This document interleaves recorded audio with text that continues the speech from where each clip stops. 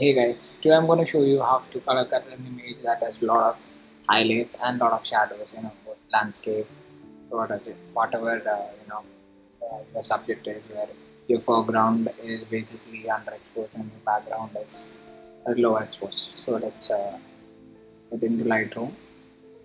So this is the image that is after the color correction. So you can see this was during my trip to the Spiti Valley.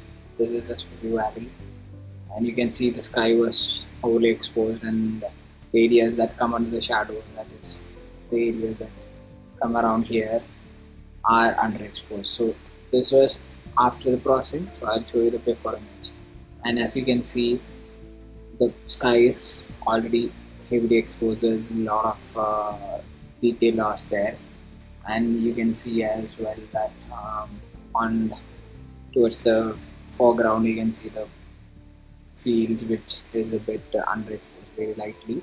So what I do is I'll just start.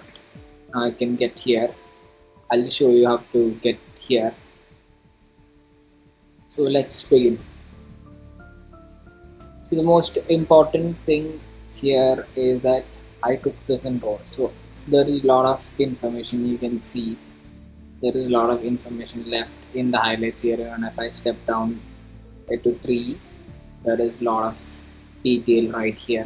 This was blown out under non-exposure, so I can get those details back there.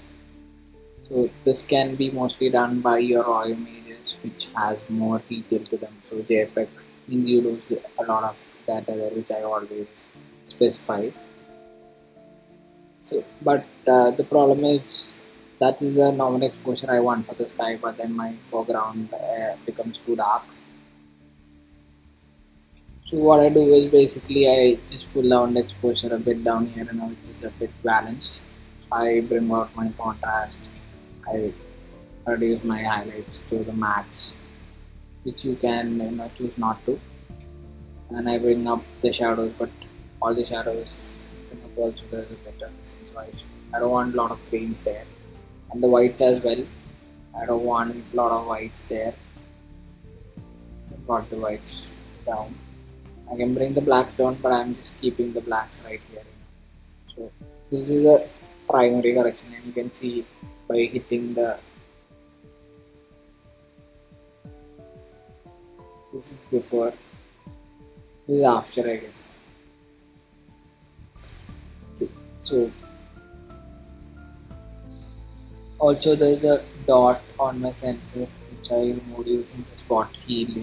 Just press out it and the dots are gone. It's pretty simple. Now I just want a bit of clarity because it's a landscape, it's a bit of vibrance, bit of saturation as well. Can do nicely. Now next thing is how to use the gradient tools, because once you use the gradient tools you don't have to see the whole area of the image. You can get the specific area under the gradient tool, and gradually reduces the effect as you come down. So you have the maximum effect of the gradient tool here and minimum effect here, and it just comes down slowly. So that's how they call gradient filter. Gradient filter. So I brought down the highlights here. I can bring out the exposure a bit. I can up the contrast to give more action there. I increase the whites here. I can reduce the blacks, to give that more contrasted feel to image right there. So this is the first step. You can bring the clarity also a bit up. You can already see it has made a lot of difference here. And again, I'm not satisfied with what I have got, so I slightly reduce, build another gradient filter, and bring up the shadows a bit, but bring on the highlights down, contrast there, and yeah, almost it looks a bit dramatic already. The problem is you shouldn't overdo it because you will lose a lot of details as you keep adding these gradient filters. So there should be some limit while doing it. Also now I feel that our foreground is a bit underexposed. So I just bring another gradient filter from down, increase the shadows slightly, ever slightly increase the exposure, because if we add it more, you can see noise. The noise starts appearing very quickly then. So I think this is sort of a pretty exposed image. You can see this software, this thing. So thank you guys for tuning in for this tutorial.